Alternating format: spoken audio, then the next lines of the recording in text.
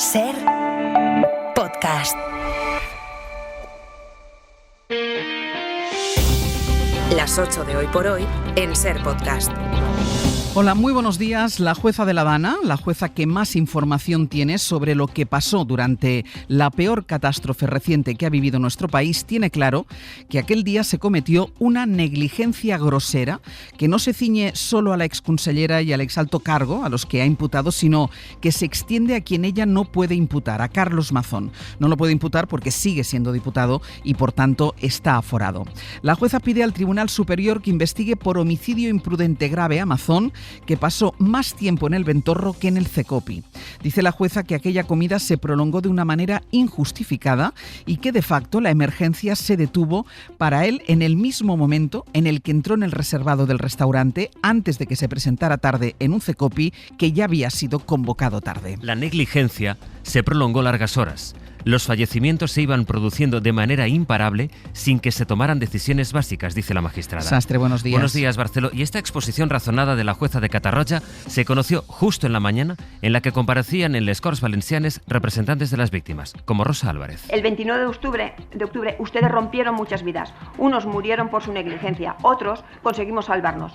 Pero como dice Dolores Ruiz, estamos muertas en vida y solo nos sostiene la necesidad de hacer justicia y no venganza.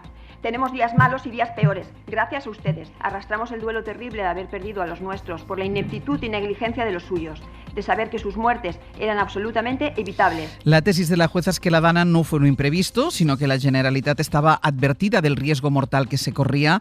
Recuerda que la obligación de Mazón era controlar lo que se hacía y señala la eventual participación que tuvo el entonces presidente en el envío del mensaje de alerta, que llegó cuando la mayor parte de los muertos se habían ahogado ya. Recuerda la magistrada que la obligación de coordinar esa emergencia estuvo siempre bajo la competencia de la Generalitat y describe como una grosera negligencia que su presidente permaneciera de forma absolutamente pasiva, escribe, durante cerca de 5 horas en el reservado, que no es, vuelve a escribir, ni un despacho ni el lugar para gestionar una emergencia. Permanecer aislado ante un fenómeno meteorológico de la gravedad que se anunciaba carece de sustento no solo lógico, sino legal, dice la jueza, que habla de las vidas que se hubieran salvado si el mensaje se hubiera enviado a las 5:20 de aquella tarde con el contenido que planeó el subdirector de emergencias. Alberto Núñez Feijóo, al presidente del PP, ayer le preguntaron a última hora del día por la decisión de la jueza y por Mazón, a quien la dirección del PP mantuvo y apoyó hasta que dimitió un año después de la tragedia. Aceptamos todas las resoluciones judiciales.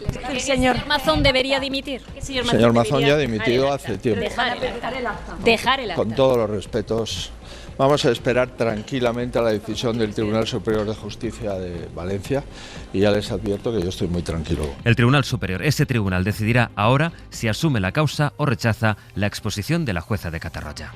Las 8 de Hoy por Hoy en Ser Podcast. Entre tanto, el PP ha decidido normalizar los acuerdos con Vox y convertirlo en su socio preferente hasta el punto de que la dirección va a tomar el mando de las negociaciones para formar gobiernos en las comunidades y ha puesto por escrito una especie de protocolo con las pautas que tendrán que seguir sus líderes territoriales. Ese documento marco, como lo llaman en Génova, enfadó mucho a Santiago Abascal, al que ayer entrevistaron en Antena 3. Que pongan un marco como si estuvieran pactando con salvajes y pretendiendo domar a Vox, pues es algo que yo creo que no es correcto. Yo creo que es empezar con mal pie y lo tengo que decir públicamente. Yo no puedo engañar a nadie. Abascal se despachó de esta manera contra el PP después de que el domingo tuviese una larga y fructífera, dijeron, conversación con Feijóo. Así la definió el presidente del Partido Popular, que anoche intentó contener el enfado de su socio, David Junquera. Buenos días. Buenos días. Dice Génova, dice Feijóo que lo hemos entendido mal. Aquí hay un error.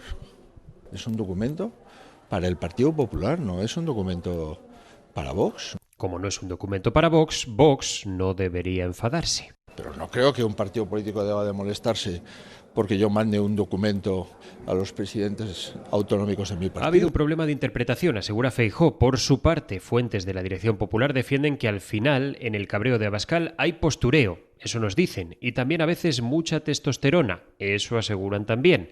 Creen, por lo tanto, que las aguas se recondujeron el domingo con la conferencia telefónica entre líderes y que las cosas irán encajando. Pero eso sí, cuando hayan pasado las elecciones en Castilla y León.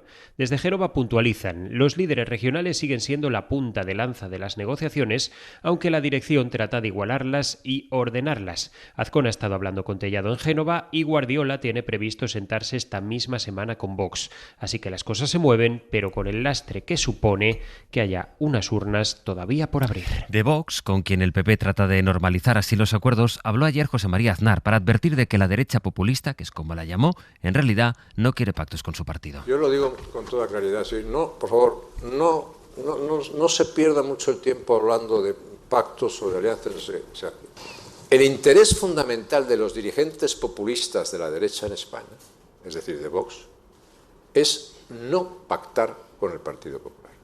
Porque en los dirigentes prevalece el criterio de que para ellos y su futuro es mucho más interesante el fracaso del Partido Popular que el triunfo del partido. Fue un diputado de Vox, Manuel Mariscal, quien ayer también se refirió de esta manera, ahora la escucharán, al presidente de Radio Televisión Española en la comisión en la que comparecía. Es que los españoles van a estar deseando que entremos con motosierra y con lanzallamas cuando Vox llegue a Radio Televisión Española. Y eso es lo que haremos. Les echaremos, si hace falta, a patadas, porque es lo que quieren los españoles cuando leen noticias como esta y cuando ven las manipulaciones que usted hace en Radio Televisión Española. Bueno, pues en menos de una hora veremos qué ambiente político hay en el Pleno del Congreso, que se retomará a las 9 con la sesión de control en la que veremos un nuevo cara a cara entre Alberto Núñez Feijóo y Pedro Sánchez, horas antes de que el Gobierno desclasifique los papeles del 23F, tal como acaba de publicar el Boletín Oficial del Estado. Laura Gutiérrez, buenos días.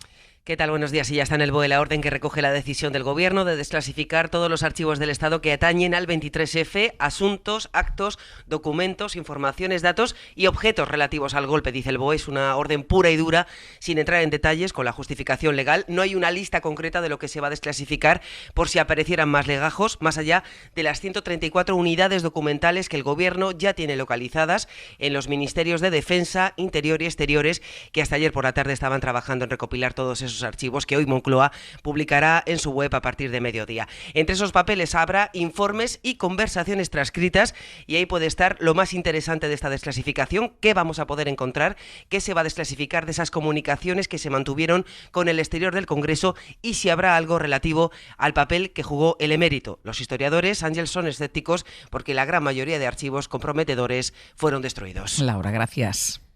A ti. Esta desclasificación de documentos la calificó el PP como una cortina de humo, que es una expresión que usó ayer de nuevo el alcalde de Móstoles, al que una de sus concejalas y exconcejala denunció por acoso sexual. La oposición municipal pidió la dimisión del alcalde en el pleno que celebraron ayer, pero él aseguró que no piensa marcharse. De hecho, él se comparó con las víctimas de los nazis. Esto es una campaña absoluta de deshumanización de una persona. Esto ya se hacía hace años en la antigua Alemania, deshumanizar. No hay ninguna condena, no hay tan siquiera la condición de querellado, no hay ninguna resolución judicial.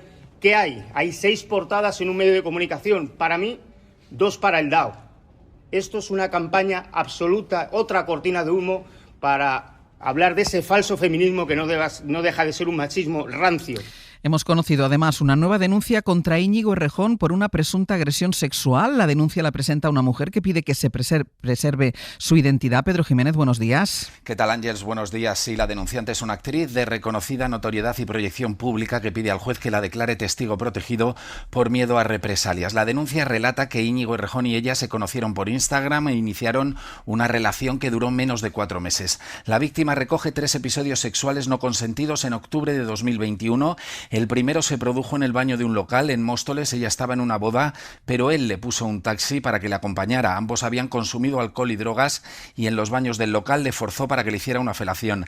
Después, de camino a casa del exdirigente de Sumar, le volvió a forzar sin su consentimiento. Ella terminó subiendo al domicilio porque no se atrevió a negarse y allí mantuvieron relaciones completas, sin protección, a lo que ella se había negado. La denuncia por violación recoge que la víctima ha sufrido ataques de pánico y se ha sometido a tratamiento psiquiátrico y y psicológico. Pedro, gracias. A vosotros. El Poder Judicial no va a tomar ninguna medida contra el juez de la Audiencia Nacional, Eloy Velasco, que dijo que Irene Montero, que a los juristas no les iba a dar ninguna lección a alguien que había sido cajera de un supermercado. Ni tampoco contra el juez Manuel Ruiz de Lara, que llamó psicópata sin límites a Pedro Sánchez y arremetió contra su mujer.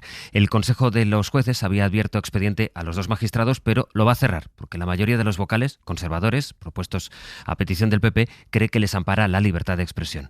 Respondió en redes el ministro de Justicia, Bolaños, dice: el corporativismo es muy perjudicial para la imagen de la justicia. La mayoría de jueces estarán avergonzados por estos comportamientos y esta decisión. Y de los tribunales todavía hay un sonido al que ha accedido la SER, que se produjo el pasado 27 de noviembre, pero que no habíamos escuchado hasta ahora, el momento en el que José Luis Ábalos pidió al juez que no lo metiera en prisión, algo que, como saben, el juez terminó haciendo. He tenido la oportunidad de irme, pero estoy aquí.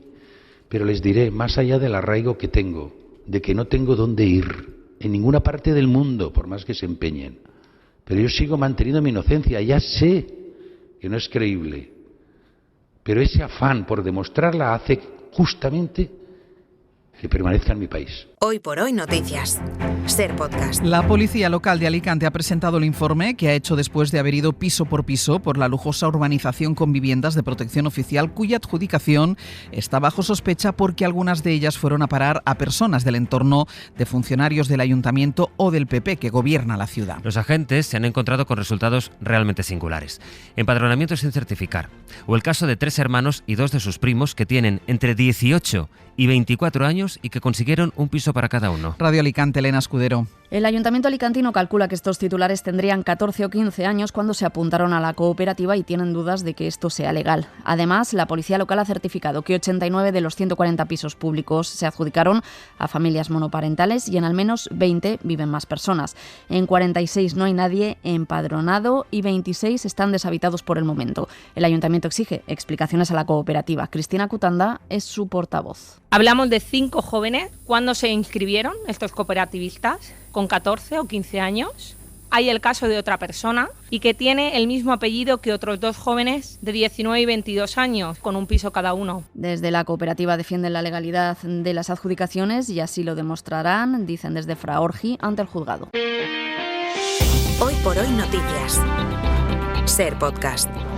Donald Trump ha pronunciado esta madrugada el discurso del Estado de la Unión más largo de la historia de su país, 107 minutos. Ya el espíritu de su intervención puede resumirse en este pasaje de su discurso al poco de empezar. People are asking me, please, Mr. President, we're winning too much. Venía de decir, nuestro país está ganando de nuevo, estamos ganando tanto que realmente no sabemos qué hacer, y entonces dice, la gente me dice, por favor, señor presidente, estamos ganando demasiado, ya no podemos soportarlo más, no estábamos acostumbrados. Bueno, ha sido un discurso más en clave interna, pensando en las elecciones de medio mandato y en el que Trump ha tocado todos sus clásicos, ha arremetido contra los migrantes ilegales sin referirse a los abusos de su policía migratoria y se ha presentado como el pacificador del mundo. Washington, Sara Canals. Sí, ha centrado gran parte de su discurso en su política migratoria, la seguridad y la economía. The roaring economy is roaring like never before. Intentando convencer al público que gracias a él disminuirá el coste de la vida, prometiendo medicamentos más baratos o abogando por un plan sanitario que sustituya el Obamacare. En clave internacional, America is respected again. Ha vendido a un país que ha recuperado el respeto, sacando pecho de la captura de Maduro, de su lucha contra el narcotráfico o de los bombardeos en Irán. We haven't heard those secret words, we will never have a nuclear weapon. A quien ha presionado por no haberse comprometido aún a no desarrollar armas nucleares. Ha criticado a los jueces del Supremo por declarar ilegales sus aranceles recíprocos. 4 days ago, an unfortunate ruling from the United States Supreme Court. Y no han faltado momentos de tensión con los demócratas. Les ha llamado locos y les ha vuelto a acusar That the only way they can get elected is to cheat. And we're going to stop it. De fraude electoral, alegando que su única forma de ganar elecciones es haciendo trampa y que piensa ponerle freno. La imagen de cientos de lápidas cubiertas por la nieve y por las banderas de Ucrania ilustra esta mañana las portadas de varios periódicos que recuerdan el 4º aniversario que se produjo ayer del inicio de la invasión por parte de Rusia. Varios líderes europeos acudieron a Kiev para mostrar su apoyo a Zelensky. Enviado especial Nicolás Castellano, buenos días. Buenos días, Ángels. Pero ahora allí en Kiev, después de todas esas muestras de apoyo, queda la evidencia de que las cosas siguen como estaban y el final del conflicto queda igual de lejos. Sí, sigue igual de lejos porque los ataques siguen sumando más muertos para más lápidas y más banderas en recuerdo a los caídos, como los 4 cadáveres más que se contabilizan esta madrugada en Zaporilla, en un nuevo ataque de las tropas de Moscú que solo en esta región han lanzado más de 600 drones y proyectiles solo en las últimas 24 horas, mientras la población civil sigue sufriendo la otra estrategia de Putin, la de destrozar las instalaciones energéticas. El alcalde de Kiev, Klitschko, en una entrevista a la cadena SER, detalla que los rusos han dejado a más de 6.000 edificios de viviendas sin luz y calefacción solo en las últimas semanas y que aún hay entre 300.000 y 400.000 personas que siguen sin electricidad. Y llama a Trump a venir urgentemente a Ucrania para que entienda por qué debe mantener el apoyo. En esto incluso Klitschko, este célebre opositor a Zelensky, cree que Ucrania solo podrá resistir a Rusia si Trump vuelve a ofrecer el apoyo que necesitan las tropas ucranianas. Nico, gracias. Hasta luego. Hoy por hoy noticias. Ser Podcast. El accidente de Adamuz y las limitaciones de velocidad han desplomado las ventas de las 3 compañías de trenes de alta velocidad. Han caído alrededor de un 30%, mientras el avión ha duplicado sus reservas. Edu Hernández. Renfe, Ouigo e Irio han visto como su venta de billetes ha caído un 30% tras el accidente de Adamuz y las limitaciones de velocidad de la línea Madrid-Barcelona. Son datos de la plataforma de venta de billetes Trainline. Pedro García es su General Manager para Europa. Yo creo que es entendible un poco la reacción que se está generando. Esto ha provocado que otros transportes vean cómo su demanda aumentaba considerablemente. Los datos de Mavrian Technologies para la SER señalan que las reservas de avión, a través de, por ejemplo, plataformas de agencias de viajes, de los últimos 15 días de enero se multiplicaron por 2 para la ruta Madrid-Barcelona, por 3 para la Madrid-Málaga y casi por 5 para la Madrid-Sevilla. BlaBlaCar también ha registrado aumentos de demanda considerables del orden del 24% para las rutas entre Madrid y Barcelona y de más del 400% para las rutas con Andalucía. Para no perderte ningún episodio, síguenos en la aplicación o la web de la SER, Podium Podcast o tu plataforma de audio favorita.